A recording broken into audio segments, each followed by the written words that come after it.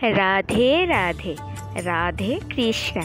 পায়েলের মিষ্টি গপু চ্যানেলে সকল ভক্তদের জানাই অনেক অনেক স্বাগত। বন্ধুরা, আজকের আমি নিয়ে এসেছি নতুন একটি ভিডিও আপনাদের সামনে। তো বন্ধুরা, আজ অমাবস্যা, আজ হলো আষাঢ়ী অমাবস্যা। এই অমাবস্যা তিথিতে কি কি কাজ করা উচিত, কি কি করা উচিত নয়, কি কি করলে আপনার জন্ম কুণ্ডলিতে যে পিতৃদোষ বা কালসর্পদোষ রয়েছে তা কেটে যাবে, সেই সম্পর্কে আজকের আমার এই ভিডিওটি। আরও একটি নতুন পর্বে আপনাদের স্বাগত। আশা করি আপনারা ভালো আছেন, সুস্থ আছেন। বন্ধুরা, এই আষাঢ় মাসের অমাবস্যাটি হলহারিণী অমাবস্যা তিথি নামে পরিচিত। 2024 1421 বঙ্গাব্দে আজ 5ই জুলাই, আজ হলো হলহারিণী অমাবস্যা। হলহারিণী বলতে বন্ধুরা কৃষিকাজকে বোঝায়। তো বন্ধুরা, এই কদিন আগে গেল জ্যৈষ্ঠ মাসে ফলহারিণী অমাবস্যা। তো বন্ধুরা, আমরা কিন্তু সকলেই জানি এই ফলহারিণী অমাবস্যার তিথিটি কী। তাই এই আষাঢ় মাসে অমাবস্যাটি হলো হলহারিণী। হলহারিণী বলতে কৃষিকাজকে মূলত বোঝাতে চেয়েছে। তো বন্ধুরা, এই সময় আষাঢ় মাসে খুব বৃষ্টি হয়। তো এই সময় কৃষকরা এই দিনটির জন্য অপেক্ষা করে চাষবাদের জন্য, যাতে নতুন ফসল তারা গৃহে আনতে পারে। তো বন্ধুরা, এই অমাবস্যা তিথিটি সত্যি খুবই গুরুত্ব রয়েছে। যেমন বছরে 12টি মাসের মধ্যে 12টি অমাবস্যা তিথি, ঠিক তেমনই এক একটি অমাবস্যা মা কালীর উদ্দেশ্যে সমর্পিত। এই অমাবস্যা তিথিটি খুবই গুরুত্বপূর্ণ। যেমন কালী পুজো করা হয় বিভিন্ন জায়গাতে, ঠিক তেমনই এই অমাবস্যা তিথি বা তার মহিমা বা গুরুত্ব অপরিসীম। তো বন্ধুরা, এই অমাবস্যা তিথিতে আপনারা ভালো কাজও যেমন করতে পারবেন, তার পাশাপাশিও আপনার যদি কোনো দোষ বা ত্রুটি থাকে, সেই দোষ ত্রুটি কাটানোর জন্য এই অমাবস্যাটি ঠিক তেমনই গুরুত্বপূর্ণ ভূমিকাও রয়েছে। বন্ধুরা, এই অমাবস্যা তিথিতে এই 5টি কাজ অবশ্যই করুন। দেখবেন আপনার জীবনে সুখ শান্তি ভরে উঠবে, বা যেই রকমই আপনার জীবনে যদি কোনো দোষও থাকে তা অনেকাংশে কেটে যাবে। তো বন্ধুরা, এই অমাবস্যা তিথিতে যদি আপনারা গঙ্গা স্নান করতে পারেন, এর থেকে শুভ বলে কিছু হয় না। যেরকম দান ধ্যানও যদি করতে পারেন, তাও কিন্তু অনেক গুরুত্ব রয়েছে। এই দানের মহিমা কিন্তু আমরা সকলেই জানি।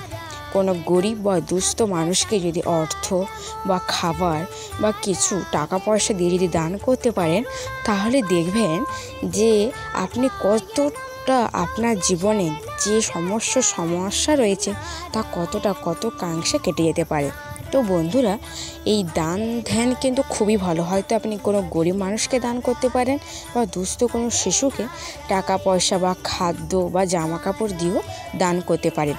তো বন্ধুরা, আজকের দিনে অবশ্যই অশ্বত্থ গাছে একটি প্রদীপ জ্বালাতে ভুলবেন না। আজকের দিনে প্রদীপ জ্বালানোতে খুব একটি মহিমা রয়েছে, কারণ আমরা সকলেই জানি অশ্বত্থ গাছে দেবী বা দেবতার বাস। এই অশ্বত্থ গাছে যদি আপনারা 1 ঘটি ভর্তি জল কালো তিল মিশিয়ে জবা ফুল দিয়ে যদি অর্পণ করতে পারেন, তাহলে দেখবেন আপনার জীবনে যে সমস্যা রয়েছে বা কোনো কাজে বাধা রয়েছে, যে কাজটি করতে চাইছেন সে কাজটি করতে গিয়েও বারবার বিফলে যাচ্ছেন, দেখবেন সেই কাজটি অনায়াসে হয়ে যাচ্ছে। এই অমাবস্যা তিথিতে মা কালীকে পুজো করা হয়, যাতে এই কৃষিকাজে কোনো দুর্যোগ না আসে বা কোনো ফসলের ক্ষতি যেন না হয়। তাই কৃষকরা এই অমাবস্যা তিথিতে পূজা আর্চা করে থাকে। বন্ধুরা, এই কৃষকরা এই অমাবস্যা তিথিতে মা কালীর পুজো করে থাকেন, যাতে ফসল যেন খুব পর্যাপ্ত পরিমাণে হয় বা ফসল যাতে দুর্যোগ। তো বন্ধুরা, আমরা কিন্তু সকলেই ধান চাষ বলুন বা সবজি চাষ করে থাকি। আমরা সকলেই জানি এই বর্ষাকালে কতটা দুর্যোগ নেমে আসে, কত কষ্ট করে কৃষকেরা তাদের পরিশ্রম দিয়ে ফসল ফলায়। তো এই ফসলগুলো কিন্তু এই দুর্যোগে কিন্তু অনেকাংশে নষ্ট হয়ে যায়, তার জন্য দাম অত্যাধিক বেড়ে যায়। সেই কারণে বন্ধুরা, এই কৃষকেরা এই অমাবস্যা তিথিতে মা কালীর পুজো করে, যাতে তাদের ফসল কোনোভাবে যাতে নষ্ট হয়ে না যায়।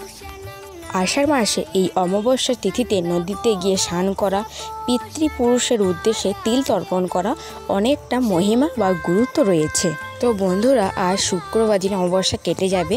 এই আজকের দিনে অমাবস্যার নিশি বা ব্রত কথা একই দিনে আজকের দিনে পালন করা হবে। তো বন্ধুরা এই অমাবস্যা তিথিতে বা হয়তো আপনি আজকের দিনে গঙ্গা স্নান করতে পারেনি, তাতে কোনো অসুবিধা নেই বন্ধুরা।